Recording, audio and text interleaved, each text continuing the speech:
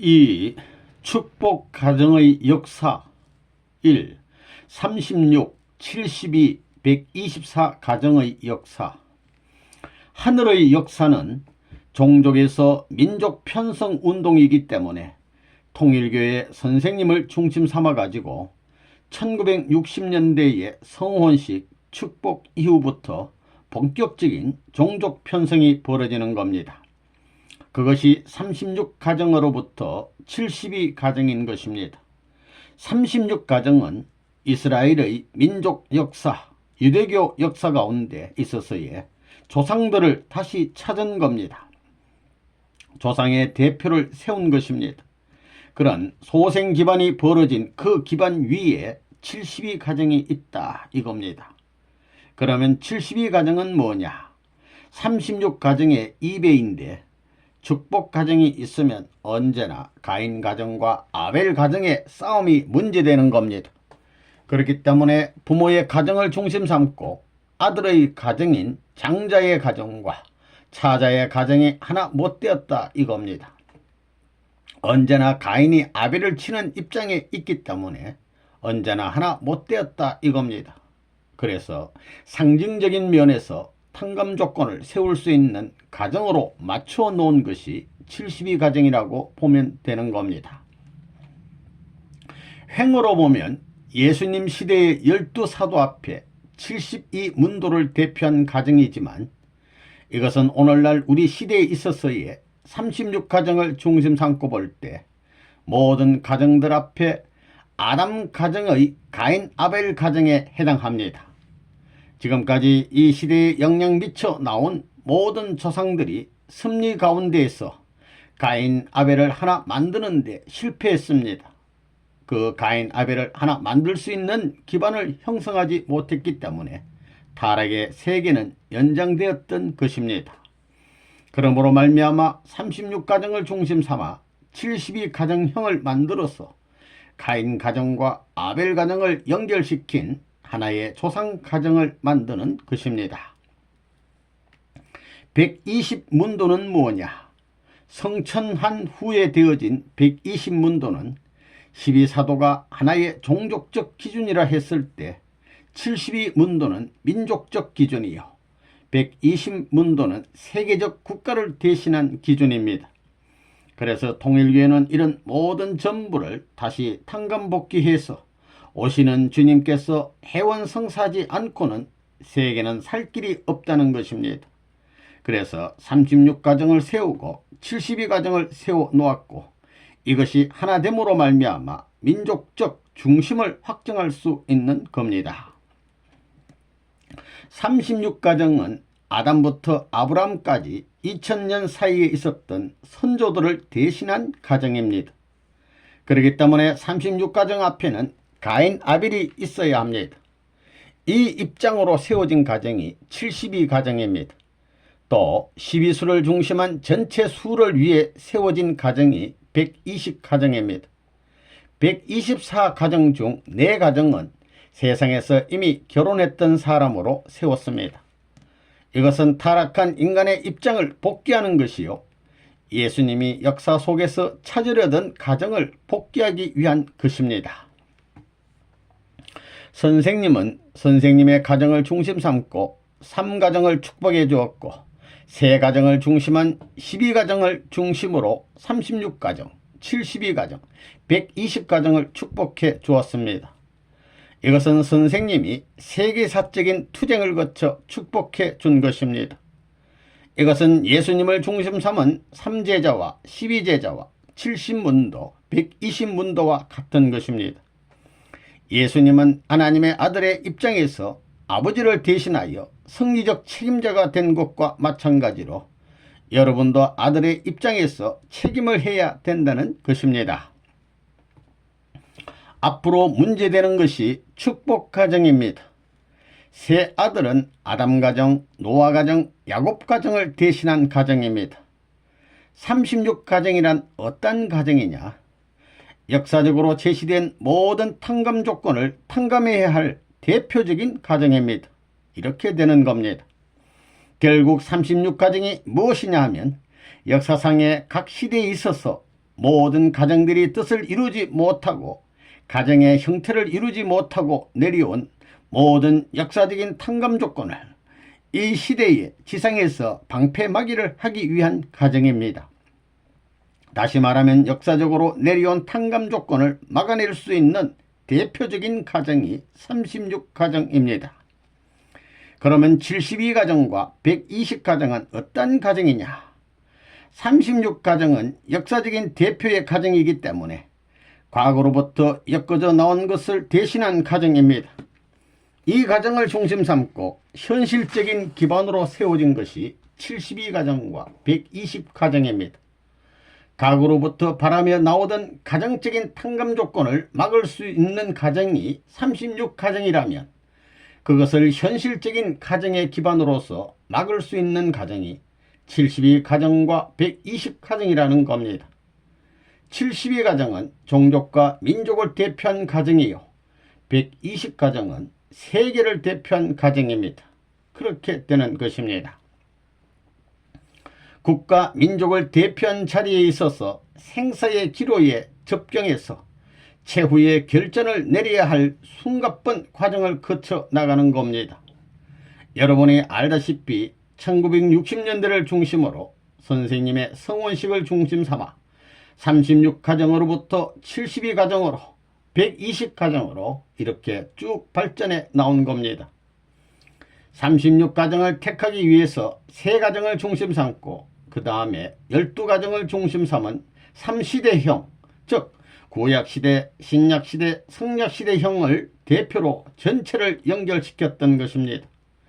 12수라는 것이 행적 기반만 되어서는 안 된다는 겁니다. 종적인 입장에 있어서 영계와 연결시키는 이런 기반을 닦지 않으면 안 되겠기 때문에 36가정을 중심 삼아 그것을 하나의 조상이 재림한 기반으로 해서 72가정과 120가정으로 연결된 것입니다. 72가정은 뭐냐 하면 시족에서 민족을 편성하여 하늘을 대표할 수 있는 중심자를 택해서 세운 격이라는 겁니다. 모세가 72장로를 중심 삼아 민족적 지도 기반을 닦았던 것과 마찬가지로 우리 통일교회에 있어서 시족권에서 민족권으로 발전해야 된다 이겁니다. 그것이 뭐냐 하면 가정입니다. 어디까지나 가정을 중심 삼고 하늘이 역사한다는 겁니다. 그렇기 때문에 통일교회에서 합동결혼식이라는 것은 그것이 어떤 한 개인의 결혼 문제를 해결하기 위한 것이 아닙니다. 축복가정들은 지금까지 역사시대의 수많은 선조들과 민족, 국가들이 전부 다 하늘과 상극되었던 것을 터뜨려 놓기 위해서 한때 한 클럽이 되어 시대적 한 팀의 사명적 부담을 짊어져야 되는 겁니다. 120가정이면 120가정이 한 팀이 되고 430가정이면 430가정이 한 팀이 되어야 하는 겁니다.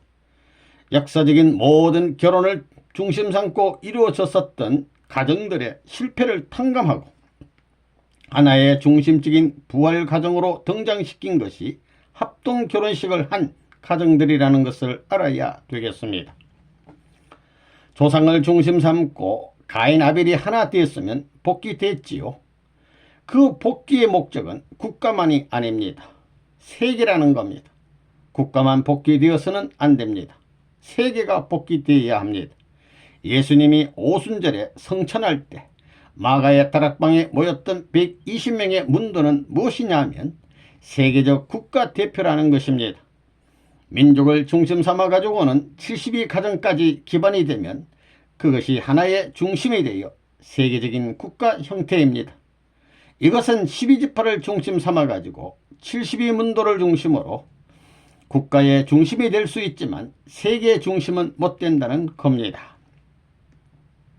민족을 중심 삼은 72가정 기반 위에 세계 대표 120개 국가를 규합했더라면 예수는 이 땅 위에서 뜻을 이룰 수 있었다 하는 것이 섭리관이기 때문에 이것을 탕감복귀할 사명이 통일교회의 책임입니다. 통일교회의 책임인 동시에 통일교회 축복받은 가정들의 책임입니다. 그러면 이 가정들은 어떻게 해야 되겠느냐?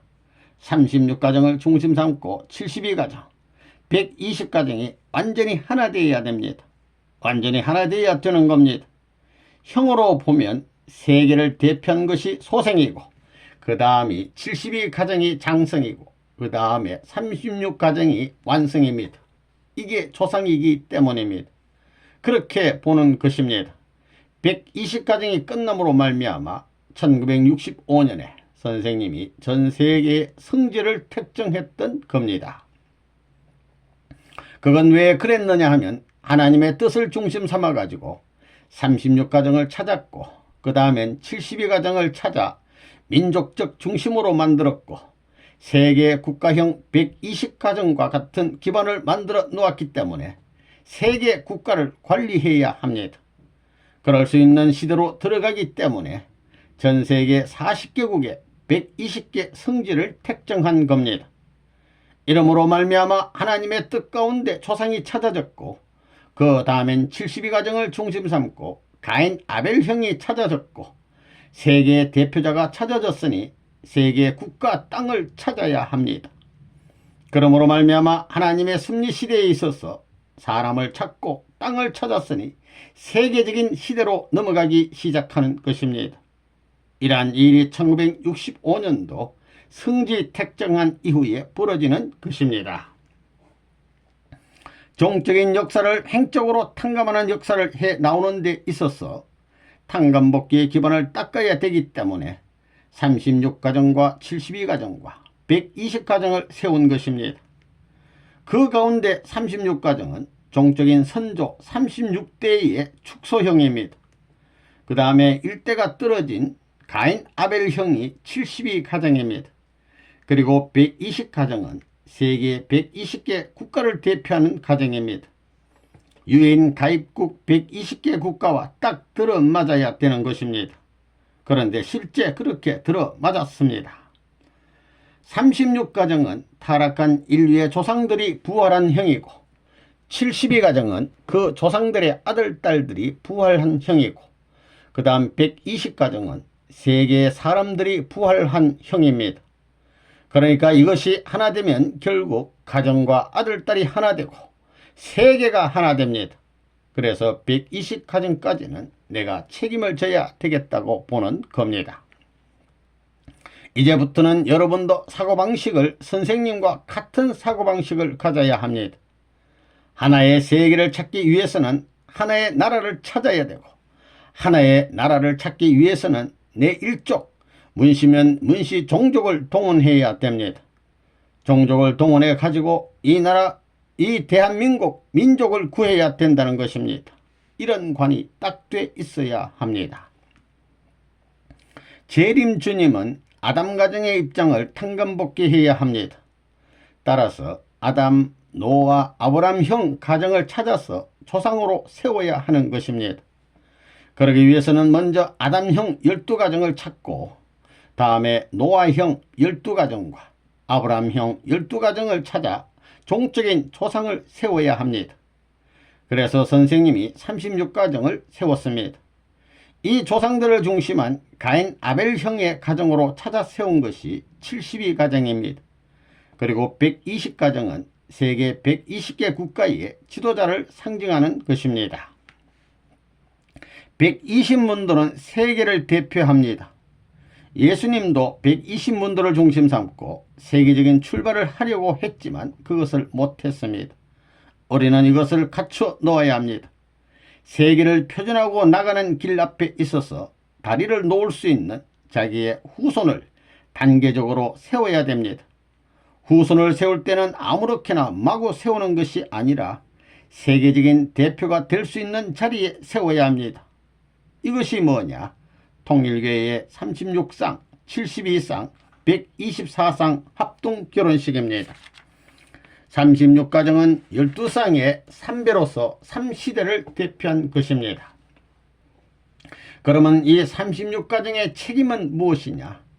지금까지의 역사적인 모든 탕감 조건을 막아내는 것입니다. 다시 말하면 사탄을 완전히 제거시킬 수 있는 하나의 완벽한 울타리가 되어야 한다는 것입니다. 그렇기 때문에 가정의 모든 전통과 사상은 사탄과는 완전히 격리된 전통을 세워야 됩니다. 이 전통을 중심 삼고 행적인 인연을 72가정과 120가정이 세워나가야 하는 것입니다. 이런 입장에서 볼 때 36가정의 책임이 얼마나 귀중한가를 여러분이 알아야 된다는 것입니다. 36가정하고 72가정은 우리 교회 내에서 한 것입니다. 다르다는 것입니다. 이것은 교회를 중심 삼은 유대교를 중심 삼고 민족 형성의 기반을 닦은 기반과 같은 것이기 때문에 내적 기반을 확보하는 것입니다. 그 다음에 외적 기반을 보면 세계사적 기독교 문화권을 접선시키기 위하여 124가정을 중심 삼고 세계 기반을 확대시켜 나가는 겁니다. 124가정이 축복을 받을 때는 유엔의 가입 국가도 124개 국가가 가입해야 되는데 그것이 틀림없이 맞아 떨어졌다는 겁니다. 틀림없이 맞았다는 겁니다. 그것은 무엇을 말하느냐 하면 세계 국가의 대표인 한국에 있어서 내적 탕감 요인을 확립시키는 세계사적인 조건을 세우는 이러한 축복이었다 이겁니다. 그럼 축복이 뭐냐? 가정을 확보하는 것입니다. 선생님 가정을 중심 삼은 3가정, 36가정, 72가정, 124가정 이러므로 말미암아 세계적 탕감 조건을 형성한다는 겁니다. 우리 통일교회 중심 삼고 볼 때 1960년부터 3년간에 걸쳐 축복받은 36가정, 72가정, 124가정들은 무엇을 해야 되느냐? 이 가정들은 예수님의 살아생전 갖지 못했던 외적인 기준을 중심한 울타리의 사명을 완결해야 합니다. 그래야 내외적으로 세계를 대표하고 국가를 대표하고 혹은 민족, 종족 가정을 대표할 수 있는 모든 탕감 내용을 연결시켜 가지고 하나의 상대 기준을 접속시킬 수 있는 책임을 해야 되는 것입니다. 이런 울타리의 사명을 해야 할 것이 1960년부터 3년 동안 축복받은 가정들의 책임이라는 것을 알아야 합니다.